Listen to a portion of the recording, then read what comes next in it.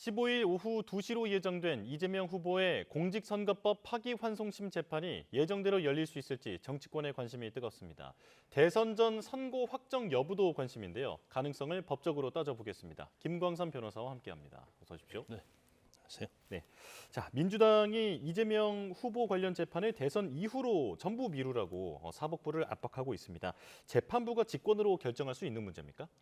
원칙적으로 어떤 기일이랄지 기일 변경은 이제 재판부의 재량이에요. 그래서 이거 우리가 소송지휘권이라고 하는데 재판부의 어떤 재판 사정에 따라서 또 경우에 따라서는 뭐 피의자의 어떤 사정을 고려하는 측면도 좀 있죠. 그런데 그건 전적으로 이제 재판부의 판단 사항이다 이렇게 볼 수 있고요. 예. 이제 예를 들어서 이제 피의자, 피고인들은 기일 변경 신청을 한다랄지 여러 가지 어떤 의견을 진술한다랄지 이제 그런 의견서를 낸다는 식으로 해서 기일 변경을 많이 요청하거든요. 그럼 거기에 대해서 받아들여지고 들여지지 않는 것은 재판부의 어떤 직권적인 사항이다 이렇게 볼 수 있어요. 그런데 이거 자체를 무조건 대선으로 미루한다고 압박하는 것 자체는 예. 사실은 일반 피고인은 할 수 없는 얘기잖아요. 그래서 이 부분에서 너무 사법부를 압박하는 게 아니냐, 이게 적정하냐 이런 논란이 충분히 있을 수 있는 거죠.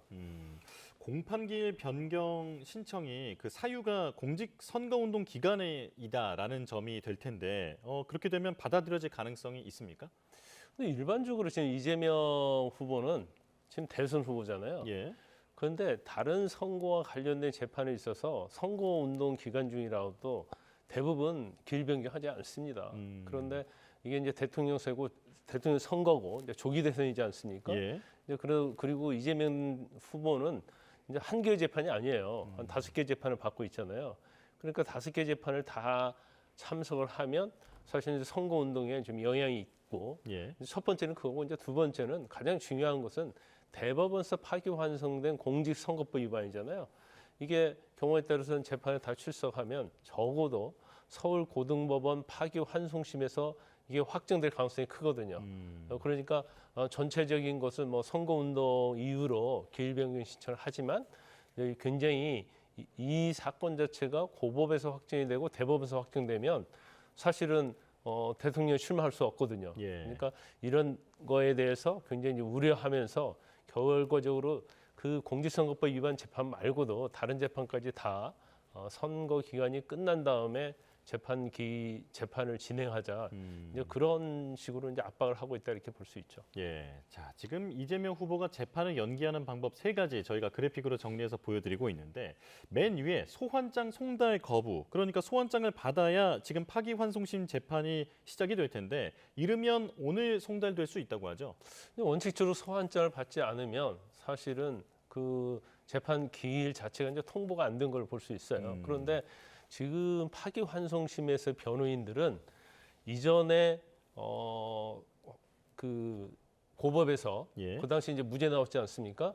그 사건의 변호인과 동일해요. 그렇기 때문에 그 변호인에게 송달을 했을 때 과연 이걸 송달이 효력이 있는 걸 볼 것인지 이건 뭐 재판부의 좀 판단이다 이렇게 봅니다. 그런데 집행관을 통해서 송달을 하겠다고 하기 때문에 지금 뭐 이재명 후보가 지금 많이 전국을 투어하고 있지 않습니까? 그러면 본인에게 직접 송달하지 않는다 하더라도 사실은 뭐 대리할 수 있는 그러한 사람, 보좌관이랄지 아니면 관련된 사람 또 뭐 이재명 후보의 부인 이런 예. 사람이 송달하면 또 송달의 효력이 있어요. 그래서 아. 그 부분이 오늘 과연 송달로 볼 수 있는 그러한 집행관 송달이 될지 이제 그 부분을 좀 눈여겨봐야 한다 이렇게 봅니다. 예, 그렇다면 거론되는 다른 방법들도 하나씩 짚어보겠습니다. 지금 두 번째 있는 게 재판부 기피 신청입니다. 이것도 지금 가능한 상황입니까? 제가 볼 때는 뭐 일단은 15일 재판이 연기되는지 연기되지 않는지 그걸 좀 볼 것 같아요. 그래서 이제 그렇지 않다고 한다면 재판부 이제 기피 신청할 가능성이 크다.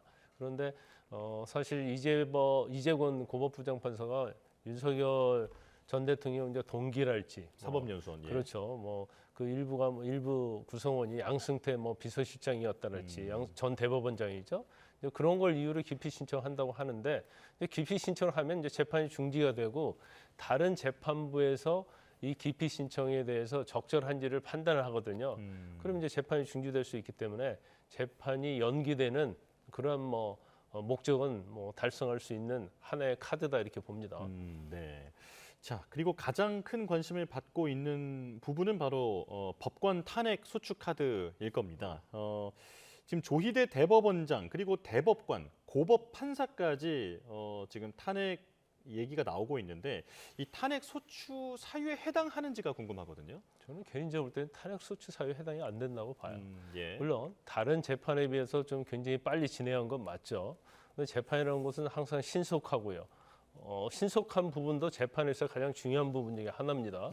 그래서 신속한 재판했다고 해서 이게 헌법이나 법률 위반이라고 볼 수 없거든요. 예. 그렇지만 이제 민주당이랄지 이재명 후보 입장에서는 이 판결을 어떻게든지 결과를 막아야 하고 일단 대법원에서 파기환송 취지로 고법에 갔기 때문에 고법에서 이걸 확정을 해서 대법 가면 굉장히 신속하게 이게 확정될 수 있거든요. 예. 그러다 보면 결과적으로 재판의 결과는 어느 정도 예측할 수 있는 상황이 되는 거예요. 이재명 후보에 대한 피선거권 박탈이 될 가능성이 크기 때문에 어떻게 해서든지 이재명 후보가 민주당의 후보로 확정되어 있는 상태고 또 대통령 선거에 출마를 해야 하기 때문에 또 6월 3일까지는 사실은 이 재판의 결과가 나오면 안 되는 거거든요. 그러니까 민주당 입장에서는 뭐 탄핵까지 고려하는 하지만 그건 굉장히 제가 볼 때는 엄청난 이제 무리라고 이렇게 봅니다. 예. 자, 민주당은 대법원이 이 판결을 졸속 처리했다라고 의심하고 있습니다. 그러면서 전자문서 사본의 로그 기록을 공개하라고 요구하고 있는데, 그러니까 6만 쪽이 넘는 사건 기록을 어떻게 며칠 만에 대법관들이 다 읽을 수 있었겠느냐, 증명해봐라라고 하는 얘기입니다. 대법원은 현행법에 어긋난다면서 반박했더라고요. 근데 저거 사실은 뭐 공개할 수 없는 내용이에요. 그러면 예. 대법의 어떤 합의 과정이랄지 기록 검토 과정 이걸 낱낱이 외부에 공개한다는데 그런 일도 없었고 또 법적으로 볼 때는 제가 뭐 가능하지도 않고요. 예. 지금 기록 검토에 대해서는 지금 뭐 민주당 쪽에서 이틀이라고 얘기를 하고 있는데 예. 뭐 제가 볼 때는 항소심에서 무죄 선고가 나면서 검찰이 상고를 했잖아요. 예. 그런데 기록이 대법원에 간 거예요.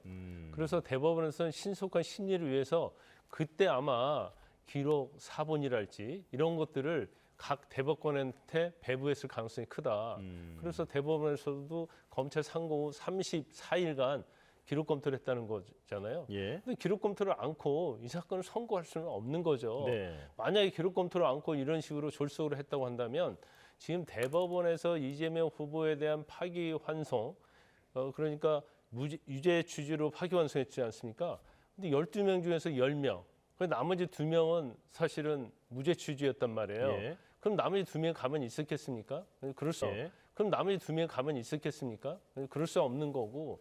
그리고 뭐 대법원 자체가 어떤 시스템 자체가 기록도 안 보고 하루 이틀 만에 선고할 수 있는 그런 게 아니에요. 그렇기 때문에 제가 볼 때는 기록 검토도 않고 선고를 했다. 이건 뭐 제가 볼 때는 그렇게 맞는 주장은 아니다 이렇게 봅니다. 설득력은 없어 보인다. 그렇죠. 네. 자, 그리고 대선 전에 재상고심이 확정되기는 어렵다라는 전망이 많은데 통상적으로 이 공직선거법 위반의 재상고심의 사건 처리 기간이 보통 얼마나 걸립니까?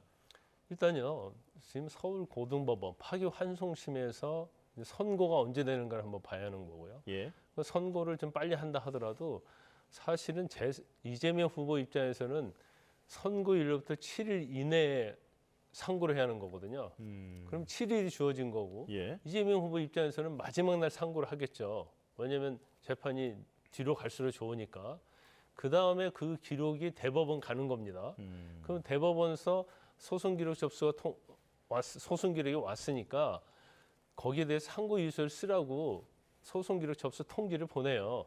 그럼 받은 날로부터 20일. 근데 사실은 이 접수 통지를 뭐 전에도 그랬지만 이재명 후보가 또 안 받을 수 있는 거죠.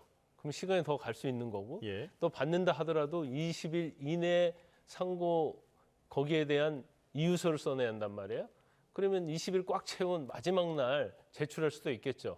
그러면 적어도 이제 27일은 보장이 된다는 거고 예. 27일 뭐 훨씬 많이 보장이 되겠죠. 그래서 사실 대법원서 확정되는 데까지는 뭐 시간이 많이 걸리기 때문에 6월 3일 이전에 이게 확정되는 것은 뭐 어렵다 이렇게 볼 수 있어요. 예. 자, 일단 이재명 후보가 오는 15일 공판에는 불출석할 가능성이 높아 보입니다. 이 경우 두 번째 기일부터는 피고인 출석 없이도 재판 진행이 가능하다고 하는데 그렇다면 선고도 할 수 있는 겁니까? 아니 원칙적으로는요. 이제 뭐 오늘 집행관 송달을 했어요. 예. 그런데 이제 15일 날 재판에 불출석하면 다시 한번 또 재판 기일을 잡을 겁니다. 근데 재판기를 잡았는데도 그때 안 나오면 그때는 재판을 할 수 있어요. 예. 그리고 바로 그날도 선고가 가능합니다. 아, 네. 그래서 아마 그런 부분을 민주당하고 이재명 후보가 굉장히 많이 염려를 많이 하고 있을 거예요. 그러면 뭐 그날 선고할 수도 있고요. 또 선고일을 또 정해서 할 수가 있고. 예. 그렇기 때문에 어떤 경우 수는 지금 몇 가지가 있다 이렇게 볼 수 있습니다. 네.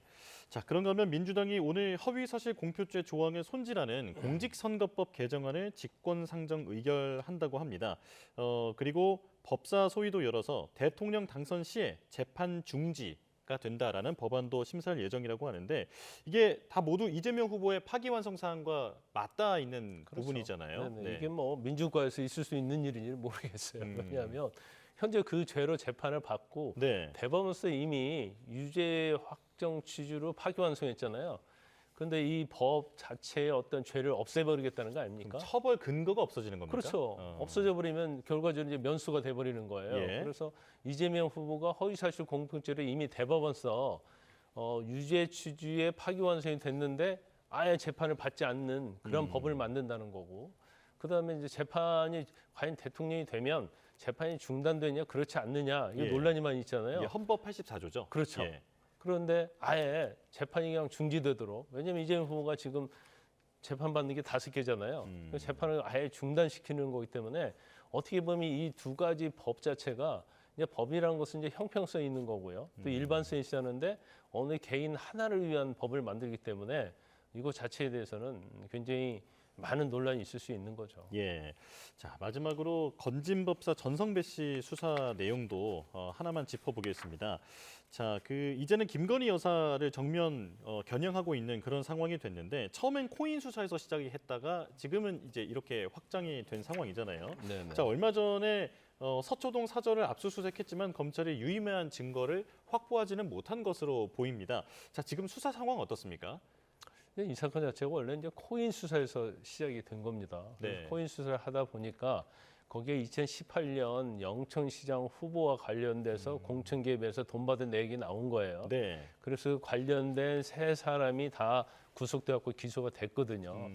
그랬는데 그 이후에 이제 이 서울 남부지검에서 수사를 하고 있는데 그래서 처음 시작이 코인과 관련된기 때문에 사실은 가상자산 합동수사부에서 이걸 수사를 했거든요. 예. 근데 거기서 이제 건진법사가 김건희 여사와 관련성 이런 것들이 다 나온 거예요. 그래서 제일 중요한 것 중에 하나가 통일교 전 간부가 김 여사에게 선물을 전달했는데 이게 몇 천만 원짜리 이제 보석류라는 거잖아요. 다이아 목걸이라고 알려졌죠. 그렇죠. 예. 그래서 이 부분에 대해서 정말 전달이 됐는지 그러면 뇌물도 될 수 있고요. 청탁금지법 위반도 될 수 있고 또 여러 가지 범죄가 될 수 있기 때문에 지금 뭐 수사를 하고 있는 거고 윤 전 대통령 부부의 어떤 사죄에 대해서도 압수수색했거든요. 예. 그런데 뭐 일단 언론 보도에 의하면 그다지 뭐 유의미한 증거는 발견하지 못했다 이렇게 언론 보도에 나와 있기 때문에 예. 과연 이 보석 액세서리가 어디로 갔을까? 그 부분은 아마 건진법사는 자기는 뭐 건네지 않았다고 계속 주장하고 있는 걸로 보입니다. 예. 그래서 검찰이 지금 그 보석의 행방을 쫓고 있다 이렇게 볼 수 있어요. 그렇다면 김건희 여사를 언제 피의자로 전환하거나 소환 조사할 것인지가 궁금해지는데 어떻게 보십니까? 제가 볼 땐 조만간 수사할 겁니다. 적어도 이달 안에 소환해서 수사할 거고요. 이미 김건희 여사 측에서 이제 변호인 선임계까지 다 냈잖아요. 그것은 일단 검찰하고 단지 조사는 소환 조사하는 일자만 조율하는 게 남아 있다 이렇게 볼 수밖에 없어요. 그래서 뭐 조사는 필수적으로 받아야 하고 단지 이제 검찰이 확보한 증거가 무엇냐에 따라서 기소 여부가 결정이 될 겁니다. 알겠습니다. 여기까지 짚어보겠습니다. 김광삼 변호사와 함께했습니다. 고맙습니다.